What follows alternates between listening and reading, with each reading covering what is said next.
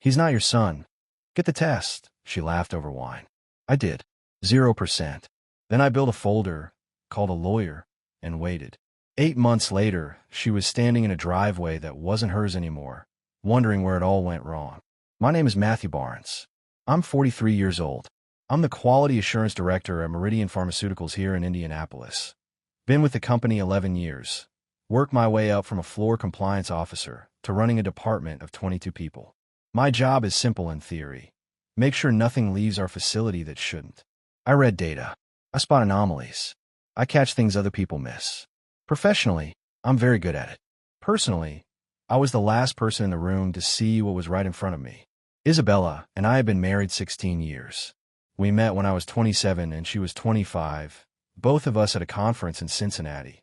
She was in pharmaceutical sales. I was just starting out in compliance. We got married 14 months later. Our son Kyle was born when I was 28. He's 15 now, tall like me, quieter than either of us ever were at his age. For the last 2 years, Isabella had been working directly under Conrad Vane, Executive Vice President at Aldrin Health Solutions, one of our biggest distribution partners. Conrad was the kind of man who had an opinion about wine vintages and made sure you knew it. 47 years old, silver at the temples, the type who laughed a little too loud at his own jokes. I'd met him 4 times at industry dinners. Every time, he shook my hand like he was doing me a favor. I noticed the signs the way you notice a slow leak. Not all at once, but in small, accumulating details. Later evenings. A second phone she called her work line. The way she'd angle her screen away when I walked past. I told myself it was stress. I told myself it was a phase. I told myself a lot of things that kept me comfortable and kept me blind. The night, everything shifted started like 100 other Tuesday evenings. Kyle was upstairs finishing homework. Isabella had opened a bottle of Cabernet and was sitting at the kitchen island scrolling through her phone while I cleaned up after dinner. The TV was on in the background. Some home renovation show neither of us was actually watching. She said something about Conrad closing a big contract with a hospital network in Chicago. I made a sound that meant I was listening. Then she said he was taking the whole team to a dinner at Mesh on Thursday. I said that was nice. And then, without looking up from her phone, almost like an afterthought, she said it. You know, Conrad told me today that Kyle has his eyes. I kept wiping down the counter. What? She finally looked up, and there was something in her expression. Not quite a smirk, but close to it. A brightness that didn't belong in that particular moment. I'm just saying, Isabella continued, swirling her wine slowly. The resemblance is kind of uncanny. Same brow line, same jaw. It's funny. She paused, then added with a small laugh. If you ever needed to feel like a man about it, you could always get the test. The kitchen felt very quiet all of a sudden. I set the dish towel down on the counter, folded it once, the way I always do. Looked at her for a moment without saying anything. Then I picked up my coffee mug, walked to the living room, and sat down in front of the renovation show like she hadn't just detonated something inside my chest. She didn't follow, didn't clarify, didn't walk it back. She just poured herself more wine. I sat there for 40 minutes staring at a television I wasn't seeing, and by the time I got up to go to bed, I had already made my decision. She wanted to play it like a joke. Fine. I'd let her think that's what I heard. But the next morning, I was going to find out exactly what kind of joke it really was. I booked the test the next morning from my car in the Meridian parking lot. Didn't go inside until I confirmed the appointment. A private lab on the north side of Indianapolis. No physician referral required. Results in 5 business days. Kyle needed to provide a cheek swab. I told him it was a voluntary health screening his school had partnered with for a genetics awareness program. He shrugged, said sure, and went back to his video game. 15 years old and completely unbothered. I wished I had that gear. The 5 days between swabbing and results were the strangest of my life. I went to work. I ran compliance audits on our packaging line. I sat through a 2-hour vendor call about updated FDA labeling standards. I made dinner twice, took Kyle to his orthodontist appointment on Wednesday, and watched 2 innings of a Reds game on Thursday night before falling asleep on the couch. From the outside, everything looked exactly the same. Isabella didn't bring up what she'd said. Not once. She moved through those 5 days like she hadn't said anything worth revisiting. Cheerful some evenings, distracted others, always with that second phone face down on the kitchen counter. I didn't ask about it. I didn't give her the reaction she may have been waiting for. I just watched and waited and let her think the joke had landed and dissolved. The email came on Friday afternoon at 4:17 p.m. I was in my office with the door closed, finishing a batch review report. The subject line read, "Results available. Case ID MBK 2241.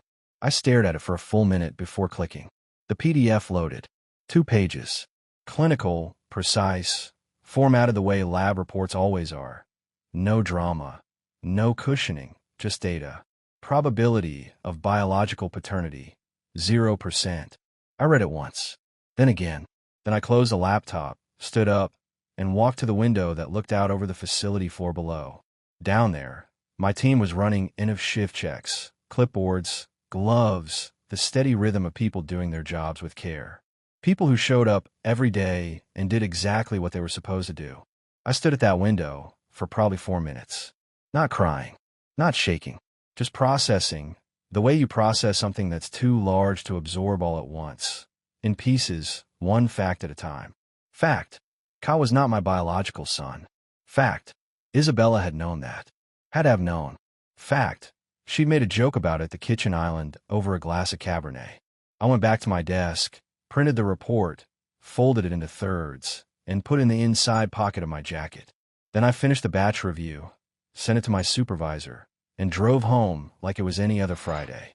That night, after Kyle went upstairs, I sat in the garage for an hour, not doing anything, just sitting in my truck with the door open and the overhead light on, turning the facts over in my mind the way you turn a stone over to see what's living underneath it. The anger was there. I won't pretend it wasn't, but it wasn't the hot, flailing kind.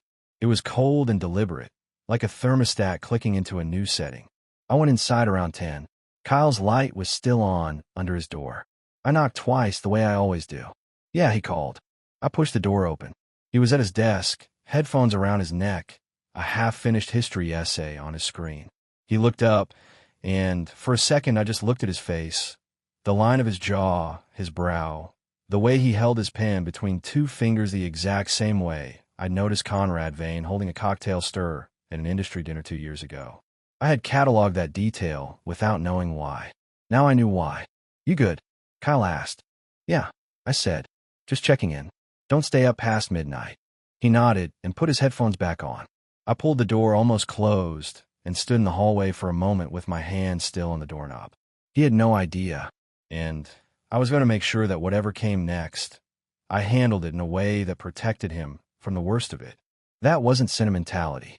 That was a decision. A firm one. I went to our bedroom. Isabella was already asleep, or pretending to be, which she'd gotten very good at. I changed, set my alarm, and lay in the dark staring at the ceiling. By the time I closed my eyes, I had the outline of plan. It wasn't complete, but the foundation was there. Tomorrow I'd call a lawyer. Monday I'd find a private investigator. And between now and whenever this thing reached its conclusion, Isabella was going to see exactly the same husband she'd always seen. Steady, quiet, present. Right up until the moment she didn't. Raymond Sloan's office was on the 14th floor of a building downtown on Illinois Street. The kind of office that doesn't advertise itself loudly, but speaks clearly to anyone paying attention. No flashy reception area. No motivational posters. Just solid furniture, organized shelves, and a man behind the desk who looked like he'd seen every version of the conversation we were about to have. I called Monday morning for my truck before work. His assistant gave me a Thursday slot. I took it. That same Monday night, I called my father. Roy Barnes was 71 years old and still lived in the house where I grew up, a 2-bedroom ranch outside Terre Haute, 45 minutes south of Indianapolis. He'd been Army infantry, 2 tours in Vietnam, the kind of man who fixed things himself and never spent more words than the situation required. After my mother passed 9 years ago, he'd settled into a quiet life of woodworking, a weekly poker game with the same 4 men he'd known for 30 years, and occasional Sunday dinners at my place that he always claimed weren't necessary, but never once missed. I drove out there instead of calling. It felt like the kind of conversation that deserved to happen in person. He was in the garage when I pulled up, sanding the edge of a cabinet door. He took one look at my face when I got out of the truck and set the sandpaper down without being asked. We sat at his kitchen table with coffee he made too strong, the way he always did, and I told him everything. The joke at the kitchen island. The test. The result. The zero. I laid it out in order, plainly, the way I would present a compliance finding at work. Here are the facts, here's what they mean, here's where we go from here. He listened without interrupting. When I finished, he was quiet for a long moment, both hands wrapped around his mug. Then he said, "Same thing happened to me. 1974. I looked at him. Your mother," he said, and then stopped, seemed to weigh something, and continued. "Before you, there was another man. She told me when you were about 3. Said she'd been carrying it long enough." He paused. "That one wasn't yours to carry. And this one isn't Kyle's." The kitchen was very still. "What did you do?" I asked. He looked at his coffee. "I made the wrong call. I buried it. Told myself it was for the family." He met my eyes. Spent the next 20 years wondering what would have happened if I'd handled it right instead of just handled it quietly. "Don't make my mistake, Matthew. Get a lawyer. Get your paperwork in order. And don't say a word to her until you're ready." I drove back to Indianapolis with the window down, even though it was only 50 degrees. I needed the air. Thursday with Raymond Sloan lasted 90 minutes.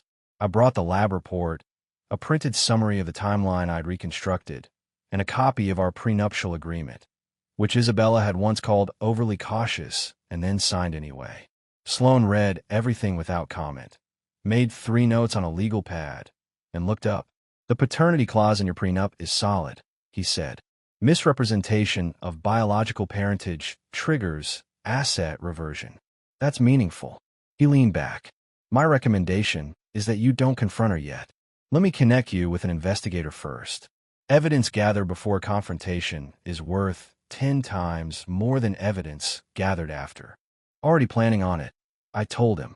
He almost smiled. "Good. Then we're starting in the right place." Dale Morrow came recommended by Sloan, a former police investigator who now ran a small private practice and specialized in what he called digital pattern analysis. We met for coffee the following Tuesday. He was a quiet man, methodical, the kind of person who listened more than he spoke. I explained what I needed: travel records, hotel logs, calendar cross-referencing, financial trails. Anything that connected Isabella to Conrad Vane during the window surrounding Kyle's conception. Dale nodded slowly. "Give me 2 weeks," he said. "I'll give you a picture." In the meantime, I went home every evening and was exactly the husband I'd always been. I asked about Isabella's day. I made sure Kyle had everything he needed for school.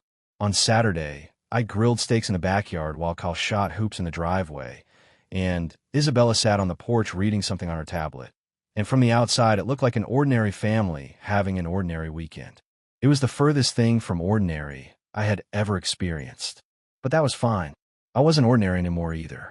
The folder Dale Morrow sent over arrived as a secure link on a Thursday evening, 2 weeks and 1 day after our coffee meeting. I opened it in my home office with the door locked and Kyle's music thumping faintly through the ceiling above me. 41 pages. I went through it slowly, the way I go through compliance documentation, methodically, one item at a time, not letting the weight of any single page pull me under before I'd finished the rest. The first section was travel records.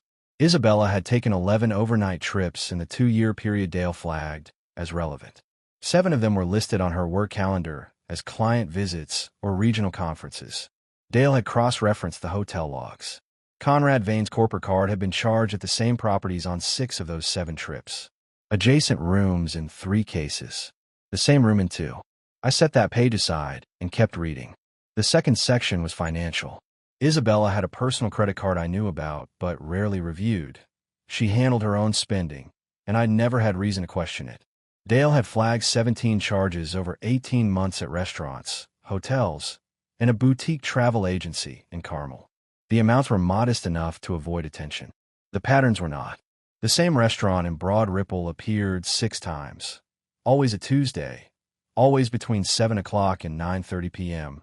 Always on evenings when Isabella had told me she was working late. I knew that restaurant. We'd been there once for our anniversary, years ago. She'd said the pasta was only average. The third section was the one that stopped me cold. Dale had obtained, through channels he described only as available to licensed investigators, a partial log of Conrad Vane's corporate calendar for a 14-month window. Overlaid against Isabella's documented travel, the alignment was precise enough to be surgical. Every trip she'd taken that I couldn't independently verify corresponded with a gap in his calendar, marked simply as off-site. Then there was the photograph. Dale had included it with a note that read, "Taken by motion-activated security camera at Broadmoor Inn, Bloomington, February 14th. Isabella Barnes identified by driver's license photo comparison." It was a lobby shot, slightly grainy. Isabella and Conrad walking toward the elevator. Her hand on his forearm. His head tilted toward hers, saying something close. They were not colleagues discussing quarterly reports. February 14th. Kyle's birthday is November 9th. 9 months back from November 9th lands squarely in February. I closed the folder and sat for a long time.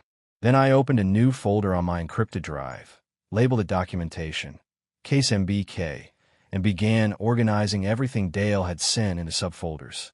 Travel records, financial records, calendar analysis, photo evidence. I worked steadily for 90 minutes, the way I would organize a product recall file, systematic, clean, every document named and dated. When I finished, I leaned back in my chair and looked at the ceiling. Conrad Vane had no idea any of this existed. Isabella had no idea I knew any of this.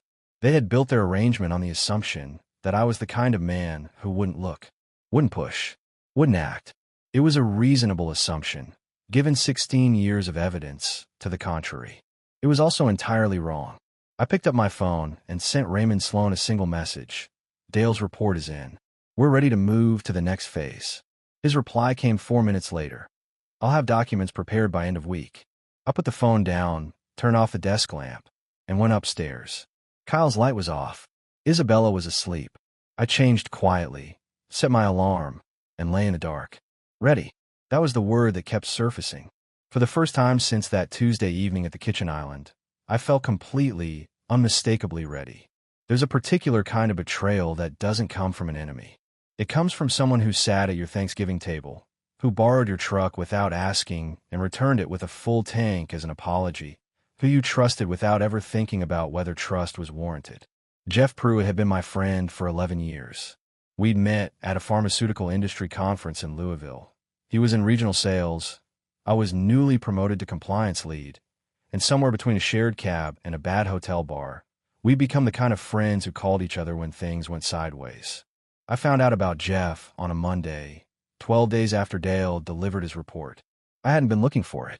I was going back through the second phone, the prepaid device Isabella had left charging her nightstand while she showered one evening, the one I'd accessed using the 4-digit code that turned out to be Kyle's birthday, which told me everything I needed to know about how careful she'd actually been. Most of what I found there I already had from Dale. But buried in a thread from 8 months ago, between Isabella and Conrad, was a message that made me stop reading everything else. Conrad had written, "Pruitt flagged something from Matt's side. I told him to let it go. He will." Isabella had replied, "Good. Jeff knows better." I read it 3 times. Then I set the phone down on the bathroom counter and stood there looking at my own reflection for a while.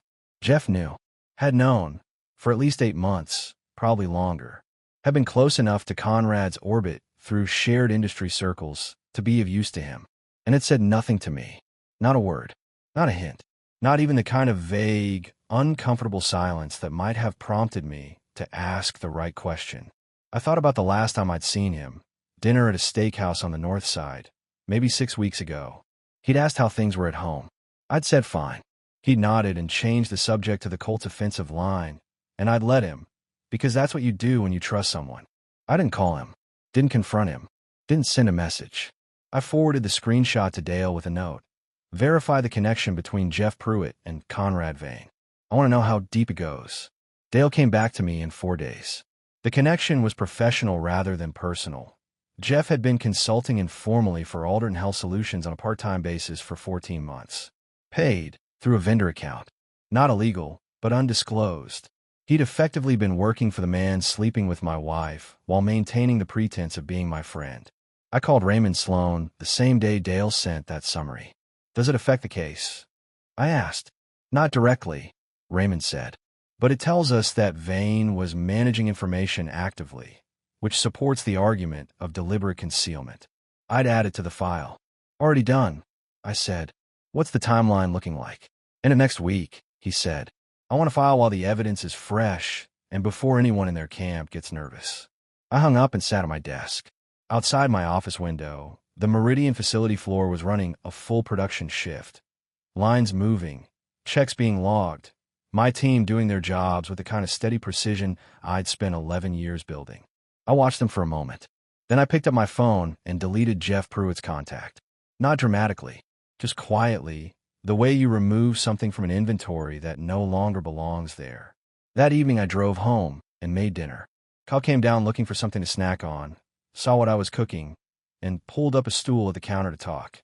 He wanted to know if I thought he should try out for the junior varsity baseball team in the spring. He'd been good at it in middle school, but hadn't played in 2 years. I told him he should try out, that he had a good arm and the coordination for it, that the worst that could happen was he didn't make the roster, and even then he'd be better for having tried. He thought about it, nodded, and stole a piece of bread from the cutting board. I watched him walk back toward the stairs and thought about something Dale had mentioned in passing. That years ago, when Kyle had been cut from a rec league team at 9 years old for being too small, a man from the league had quietly called the coach and advocated for giving him another chance. That man, according to the league records Dale had pulled while backgrounding Conrad Vane, was Conrad himself. He had been watching Kyle from a distance for years, doing small things, invisible things, knowing full well whose son Kyle actually was. I turned back to the stove and kept cooking. Steady, quiet, almost ready. I wrote the letter to Renee Vane on a Wednesday evening while Isabella was at a fitness class and Kyle was at a friend's house.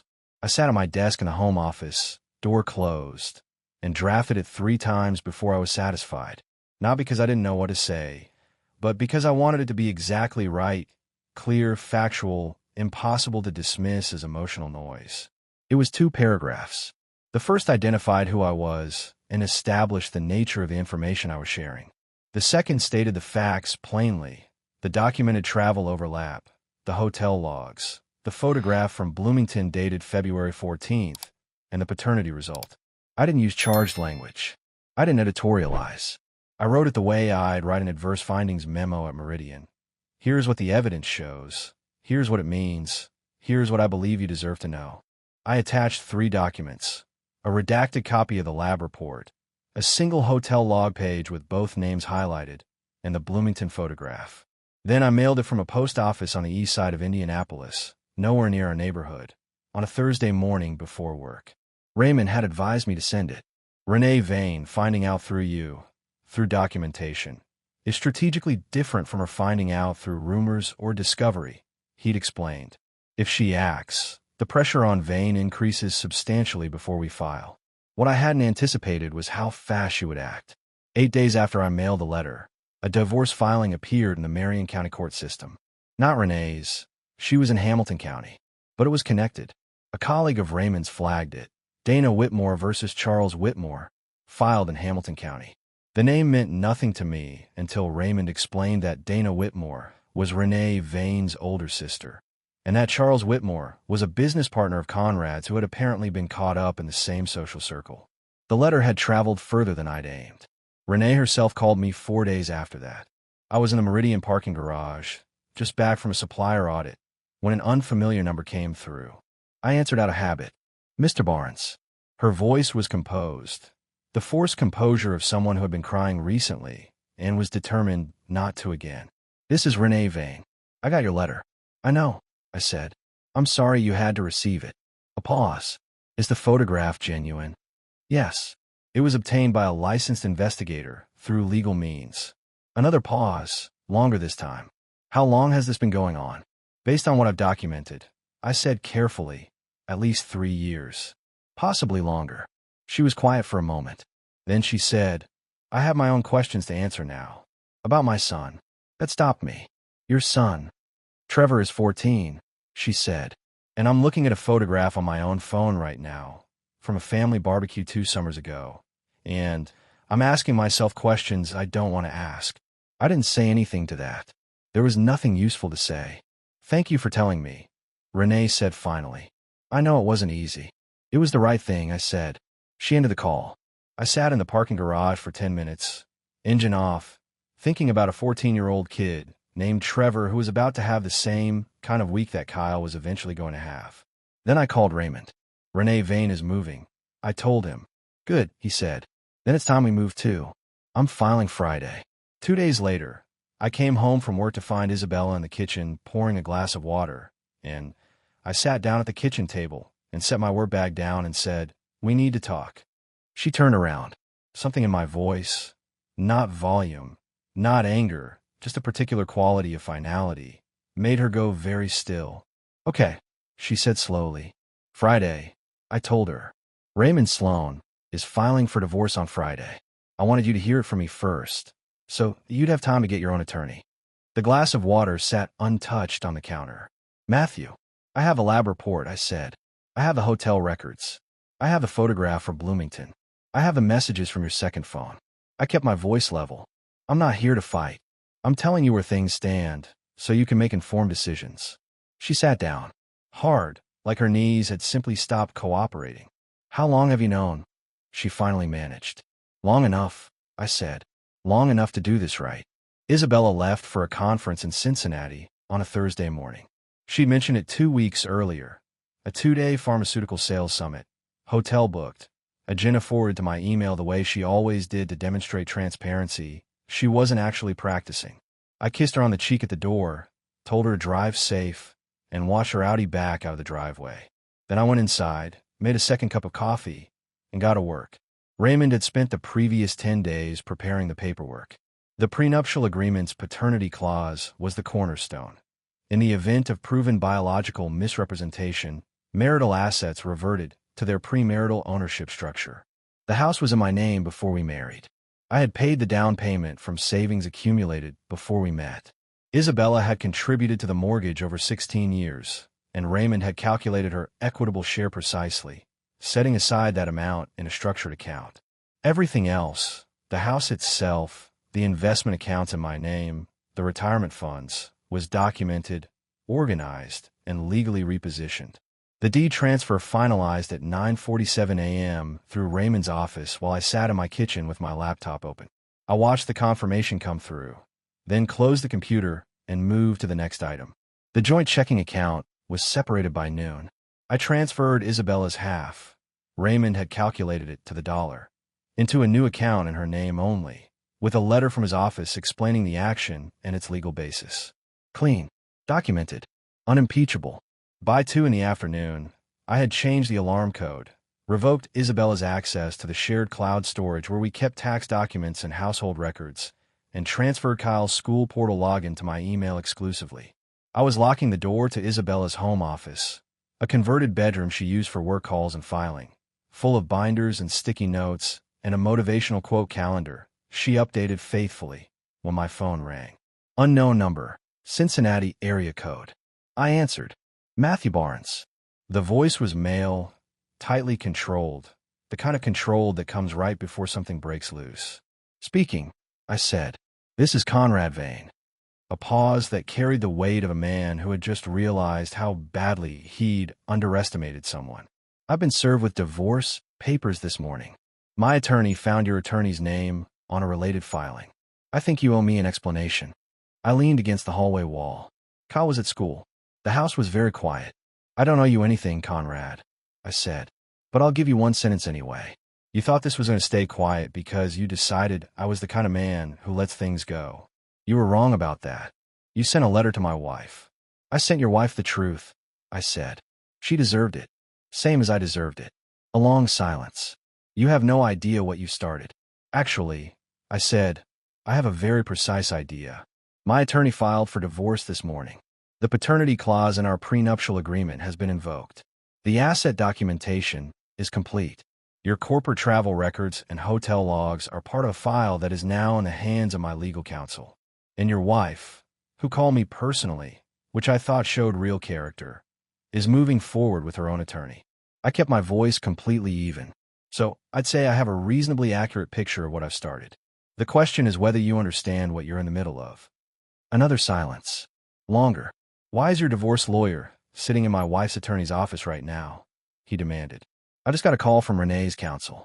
"Because your wife retained good legal representation quickly," I said, "which tells me she's smarter than you gave her credit for.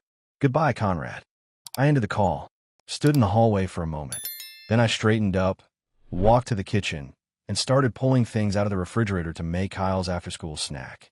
He got home at 3:45, dropped his backpack at the door, came to the kitchen, and sat at the counter the way he always did, reaching for the plate I'd set out without being asked. He ate for a minute, then looked around. Something small but perceptible had shifted in the house, the way a room feels different when furniture has been moved, even if you can't immediately identify what changed. "Mom's in Cincinnati?" he asked. "She is," I said. He nodded, ate another bite. "Then, Dad, I need to tell you something." The way he said it, the particular gravity of it, made me set down what I was doing and turn to face him fully. Cup put his fork down. He was looking at the counter, not at me, and his jaw was set in that way he had when he was working up to something uncomfortable. "I saw Mom," he said. "With him. With her boss. About a year and a half ago." He finally looked up. "You were out of town for a compliance audit. She said she had a work dinner. I forgot my gym bag at school, and she drove me back to get it. And we stopped at this restaurant on the way, and she said she just needed to drop something off." He stopped. He was there. They didn't see me right away. The way they were talking, the way she touched his arm. He stopped again. I knew it wasn't a work thing. I didn't know what to do, so I didn't do anything. And then every time I thought about saying something, I kept thinking about what it would do to everything. He looked like he'd been carrying something very heavy for a very long time, and had finally set it down in the middle of the kitchen. I crossed the room, pulled a stool next to his, and sat down beside him. "You're not in trouble," I said. "Not even close. You were a 14-year-old kid in an impossible situation. There's nothing you should have done differently. I should have told you. Maybe," I said. "But you were protecting your family the best way you knew how. That's not a failing. That's what people do when they love someone." I put my hand on his shoulder. "I've got it from here. All of it. That's my job, not yours." He was quiet for a moment. Then he nodded, a slow, deliberate nod, the kind that means something has been absorbed rather than just heard. "Okay," he said. "Okay," I said back. We sat there for another minute. Then he picked his fork back up and finished eating, and I got up and finished making dinner, and neither of us said anything else about it. We didn't need to. The hearing was scheduled for a Tuesday morning in Marion County Family Court. Raymond had been thorough. The filing was clean. The documentation was organized into a submission package he described as the most complete evidence file he'd presented in 14 years of family law practice. I wore a gray suit, no tie, the way Raymond suggested, professional but not adversarial in appearance. Isabella walked in with her attorney, a man named Gerald Fitch who had a reputation for aggressive posturing in preliminary hearings, intended to file motions the way some people throw things, frequently, and with more force than accuracy. She was dressed carefully, composed, the kind of composed that takes real preparation. She didn't look at me when she came in. The judge was the Honorable Patricia Drummond, 22 years on the family court bench, reading glasses on a chain, the kind of judicial presence that made the room quieter just by entering it. Raymond had flagged one potential complication the previous Friday. Isabella and Judge Drummond had both attended a charitable fundraiser 18 months ago, a hospital gala that Isabella had mentioned in passing as a networking event. Their names appeared on the same guest list. Raymond filed a motion for judicial disclosure before the hearing began. Standard procedure, properly executed. Gerald Fitch objected, calling it a delay tactic. Judge Drummond looked at Fitch over her glasses with an expression that suggested she'd heard better objections from first-year law students, and then stated clearly that she had no prior relationship with either party beyond being in the same room at a public event attended by 400 people, that she saw no basis for recusal, and that she was proceeding. Fitch tried again. The judge said, "Counselor, I've noted your objection. Move on." That was the last time Fitch controlled anything in that room. Raymond presented the case in sequence. The prenuptial agreement and its paternity clause, the lab report from 2 independent laboratories, the hotel documentation, the financial records, the photographic evidence. He was methodical and unhurried, the way a man is when he knows the facts are doing all the necessary work. Judge Drummond reviewed the paternity report in silence. She read it twice. I watched her go back to the top of the page. Then she looked over her glasses at Gerald Fitch. "Counselor," she said, "your client never disclosed to her husband that there was any question regarding the biological paternity of the child identified in this marriage." Fitch started to speak. She raised one finger. I'm asking whether she disclosed it. Yes or no? A pause. No, Your Honor. She set the report down. This court recognizes deliberate concealment of biological paternity as a form of material misrepresentation within the marital estate.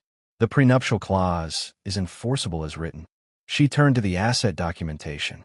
The equitable calculation performed by petitioner's counsel is consistent with applicable statutes. I'm accepting it. The asset division came out at 85% to me, 15% to Isabella, after accounting for her proportional mortgage contributions over 16 years. Raymond had argued for it precisely. Fitch tried to counter with an emotional appeal about the length of the marriage. The judge listened politely and then explained that emotional appeals do not override contractual language executed in good faith by both parties. Sole legal custody of Kyle was awarded to me, with supervised visitation for Isabella pending a family counselor's assessment. Fitch objected again. The judge said, "The child is 15. His preference carries significant weight in this court. His express preference, on record, is to reside with his father." I hadn't asked Kyle to go on record. Raymond had spoken with him privately, explained the process, and Kyle had decided on his own. That was his choice, made clearly and without pressure. Isabella looked at the table throughout most of the session. Once toward the end, she looked across at me, and I held her gaze for a moment, not with anger, not with satisfaction, just steadily, and then looked back at Raymond. When the gavel came down and the session was adjourned, I shook Raymond's hand in the hallway and thanked him. "You did the work," he said. "I just organized it." Outside, the November air was sharp and clean. I stood on the courthouse steps for a moment, watching traffic move on Illinois Street below. Then I walked to my car, drove back to Meridian, and spent the afternoon running a documentation audit on our newest production line. Steady work, the kind that holds. The morning Conrad Vane walked into his own ambush, I was in my office at Meridian reviewing a quarterly compliance summary that had nothing to do with him. I'd built it that way deliberately. Every hour of that week had its own purpose, its own work, its own forward motion. I wasn't sitting somewhere waiting for consequences to land. I was already living past them. Raymond called me at 10:23 a.m. "It happened," he said. "Alderton's board convened at 9. Conrad was called in at 9:30. He's still in there." I already knew the broad shape of what was happening inside that conference room, because Raymond had helped engineer it. 2 weeks earlier, Renee Vane's attorney had filed a discovery motion that required Alderton Health Solutions to produce Conrad's corporate travel records as part of the divorce proceedings. Standard procedure. The records came back exactly as Dale's investigation had mapped them. 11 trips with matching hotel logs, 6 of them overlapping with Isabella's documented travel on Alderton's vendor account. Alderton's general counsel had gotten a copy of the same filing. Corporations don't like learning that their executives have been using company resources to fund a parallel life.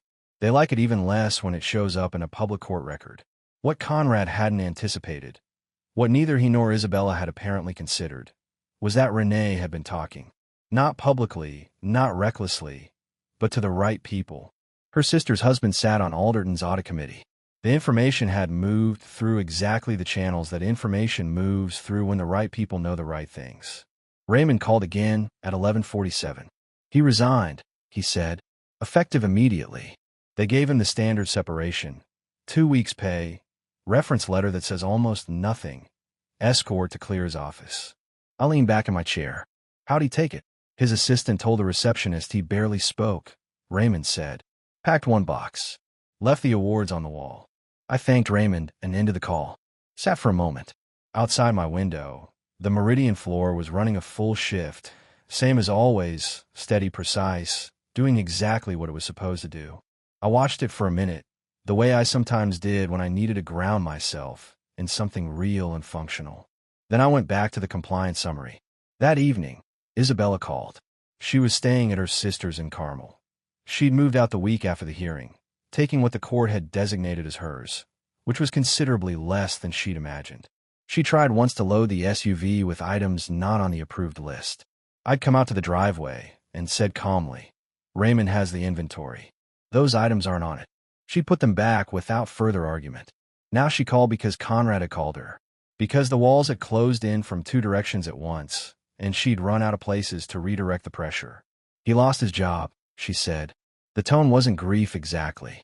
It was the particular flatness of someone watching a structure they'd built very carefully come apart in a way they couldn't stop. I know, I said. Did you do that? I documented the truth, I said. Other people made their own decisions with it. That's how accountability works, Isabella.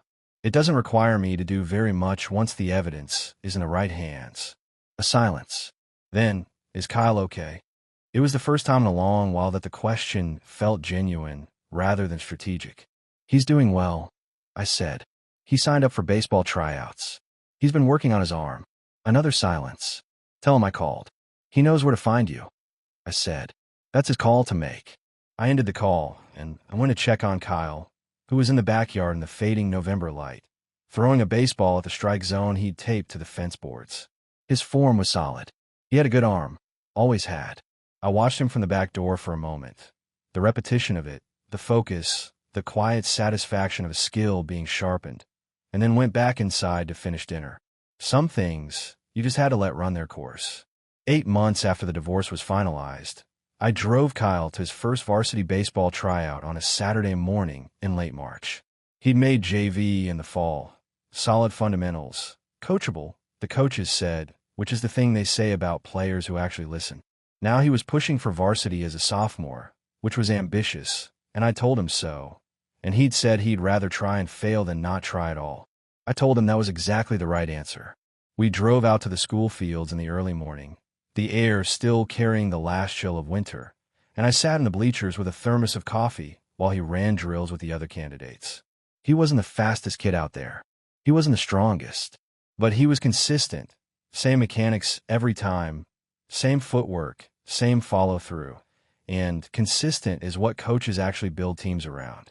Raymond had told me something during our last meeting, about 2 months after the final hearing, when we were going over the last of the post-divorce documentation.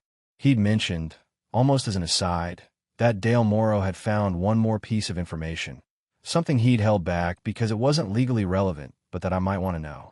Years ago, when Kyle was 9 and had been cut from a rec league roster for being too small, a call had been made to the league coordinator. The call had come from a man who argued that the kid deserved another chance. That size wasn't a measure of potential, that the league should give him the opportunity to develop. The call had worked. Kyle had been reinstated. He'd improved steadily over the next 2 seasons. The man who made the call was Conrad Vane. I'd sat with that for a while. It was the most complicated thing in the whole complicated story, that a man who had built his life around deception had also, quietly, done something decent for a boy he knew was his son without ever being able to say so. It didn't excuse anything, but it was real, and I wasn't going to pretend it wasn't. Kyle didn't know. I hadn't decided yet whether he ever would. That was a question for later, when he was older, when the ground under all of us had settled more completely. Right now, he was a 15-year-old throwing a baseball at a tryout on a Saturday morning, and that was exactly where he needed to be. Conrad Vane had relocated to Phoenix. His divorce from Renee had finalized 4 months earlier. She'd gotten the house, the primary accounts, and primary custody of Trevor. Isabella was working for a smaller firm in Cincinnati, living in an apartment near her sister. She and Kyle had started a weekly phone call that he managed on his own terms, which I respected entirely. Jeff Pruitt had reached out once, about 3 months after everything came out. A long text, explanatory in tone, apologetic in places, justifying in others. I read it fully, didn't respond, and deleted it. Some bridges don't need burning. They just need removing from the map. On the field, Kyle fielded a sharp ground ball off a bad hop, recovered his footing, and threw clean to first. The coach watching made a note on his clipboard. I poured more coffee from the thermos and settled back on the bleachers. Roy drove up about 20 minutes into the session, appearing without announcement the way he always did when something mattered. He climbed the bleachers with the careful deliberateness of a 71-year-old man who refuses to use the railing, and sat down next to me without a word. We watched together for a while. He's got good hands, Roy finally said. He does, I said. Roy wrapped both his hands around the travel mug I handed him. You doing all right? Yeah, I said. I'm doing all right. He nodded once. That was enough between us. It always had been. On the field, Kyle lined up for another round of infield drills. Same mechanics, same focus, same quiet determination. The morning light had come up fully now, the chill burning off, the field bright and clear. I watched my son field ground balls in the Indiana March sun, and I thought about what Roy had said that night at his kitchen table. Don't bury it, don't carry it, handle it right. And I thought that on balance, that was exactly what I had done.